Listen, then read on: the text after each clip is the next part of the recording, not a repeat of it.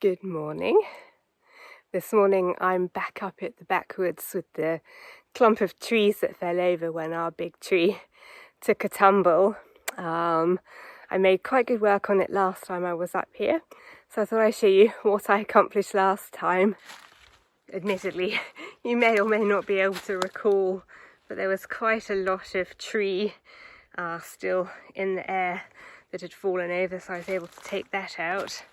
And also I sort of worked my way along and took out a section of some of the leaves, which I dragged down the hill and have put on the bonfire. So today I'm just going to be carrying on working my way from the smaller part of the trees until I reach a point where I can't chainsaw anymore, at which time we'll probably crack out the big chainsaw. But even then, I think most of that is going to be too big for us to process. But I suppose we'll see how we go. I can certainly make my way quite a way back today, I think, with my trusty Husqvarna battery chainsaw. I took the precaution of putting a brand new chain on it just because it cuts so much more efficiently, and in many respects this wood even now is slightly bigger than me and the Husqvarna are used to chainsawing. We're more used to taking out the thinner trees with an occasional bigger tree, but even then they're sort of big up to a point and then they taper off. So I thought if I had a new chain, I'll be able to work more efficiently, get more done. Because last time I was hauling it with the trailer behind the ride-on, but this time, that you can't really see it, I've got access to the Triton. So I've got a car up here, which means that I can better fill it, carry a bigger load, which means that I wanted to be able to maximise my time up here this morning, working my way through this tumble down trees. Well, I'm not sure if you'll be able to tell the difference quite, but I would call that a proper job.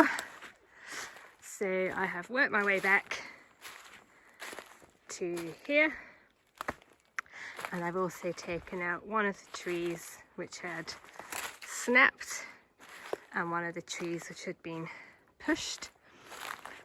So in reality, there's not a lot left really now that I can tackle with my chainsaw.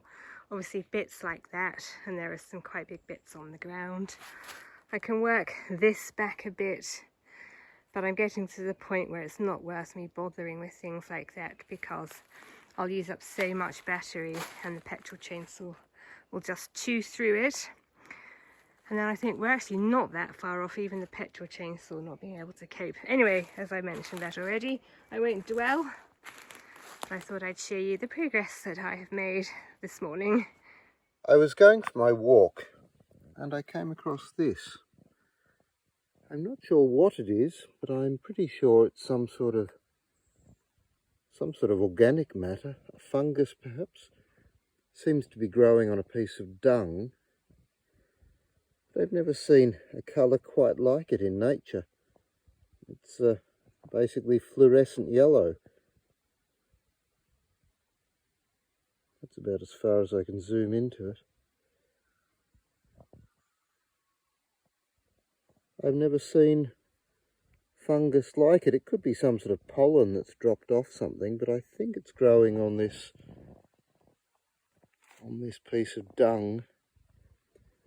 There are a lot of fungi around at the moment. I can't see any just here, but on my walk I've seen a lot of little mushrooms and other fungi popping out of the ground. It's that time of year. So I presume it's a fungus, and I imagine it's that colour, at least in part, to attract birds, which might help to spread it around. I don't know, I'm not a mycologist, but I do know that bowerbirds at least go mad for this sort of yellow colour. Only a couple of days ago I saw a male bowerbird with some yellow and blue things in his beak doing his courtship dance. So it's possible this fungus, if that's what it is, has evolved to attract birds and be propagated, or I could be totally wrong. Of course, maybe it's not a fungus at all, but I don't know what it is. Welcome to a lovely autumn morning, quite late in the morning. I have spent a part of it mowing the lawns again, so it seems as if the end of that is not that nigh. You may hear in the background the archers because I am about to start tackling my flower beds. This one today and the donut bed here, maybe over the weekend. I like to do this periodically. It's not sort of at the stage, I think, where this will be it for winter because of this lovely, lovely warm weather, but it'll help me to keep it in check until it gets to the stage where everything's over. So what I'm going to be doing is tidying up the plants a bit, taking out the stuff that's gone a bit over, maybe sort of reducing the size of some of these, taking out the weeds and generally tidying it up, but partly because I still have my Melbourne International Flower and Garden Show plants to go out. I'm probably going to put one in each bed, so this is all part of getting ready for that as well. I don't think it should take too long. It's all looking really nice out here at the moment. The Archers omnibus and I are enjoying an absolutely glorious early evening, and I thought I'd quickly show you the progress that I have made on the original flower bed in my formal garden. I'm not sure if you'll be able to tell the difference really, but this is the first of the flower show plants for the formal garden planted out. You may recall I've already planted out the gunnera. That was a bit of a priority as I wanted to make the most of the wet weather. And I'm very pleased with how this is looking.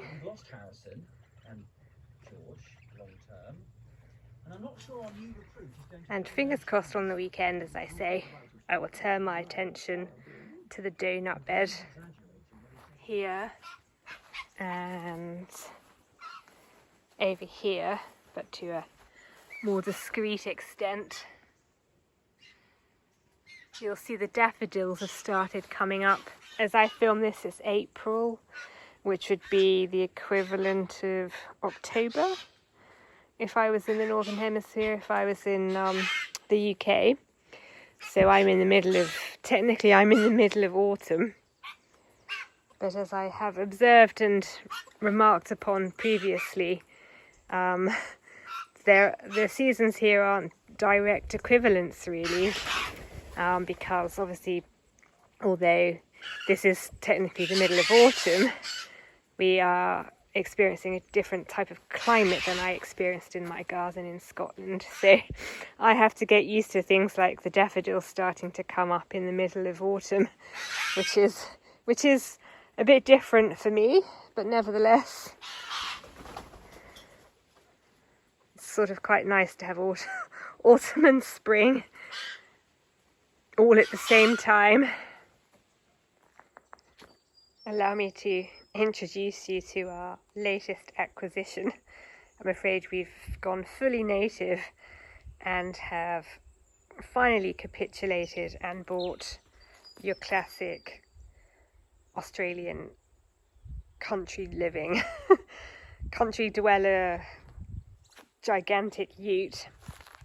In case you didn't know, we had been using the Brumby here behind my car as a property vehicle and as Will's main vehicle, and this one came with it, so we bought a pair. Unfortunately, Will's Brumby has stopped working. It could have stopped working to the point where it's never going to work again, and what we call my one also doesn't work but is possibly repairable. So our idea currently is that this is essentially my car but also our main going any sort of great distance car. So if we're driving to Melbourne, we'll take this car because it's very comfortable and fuel efficient. We're going to try and get this Brumby up and running to the point where I can use it on the property, but it'll never go on the open road. We may try and fix Will's Brumby and probably sell it. Whether it's fixed and sellable or not fixed and harder to sell, time will tell. We are looking to sell Will's MX-5 because whilst they are lovely cars and we've enjoyed owning one in the past, we have come to the conclusion that it is potentially not that practical for where we live at the moment. We don't write off getting another one at some point in the future if we happen to move. So that is how we have ended up with this, a ute type car that is much bigger than the Brumby. It benefits from having a tray so we can carry stuff about. It's dual cab, which is sort of handy because it means we can fit more people in it should we have guests. It's got a bull bar. It's relatively modern compared to the Brumby. So it's got better lighting, it's more comfortable, easier to drive, the gear changes better, it's got working aircon.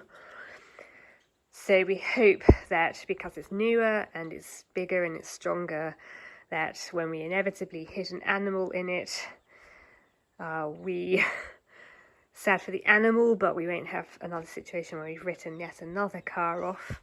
So for all sorts of reasons, we've ended up with this monstrosity. I mean, I think it's quite nice looking. When I say monstrosity, I mean monstrous in terms of size, not in terms of looks. I've yet to drive it, but I have been in it. It's pretty comfortable. It's not in the best of... It's not in the first flush of use or the best of condition, but mechanically it's pretty good, and the rest of it is sort of superficial and repairable.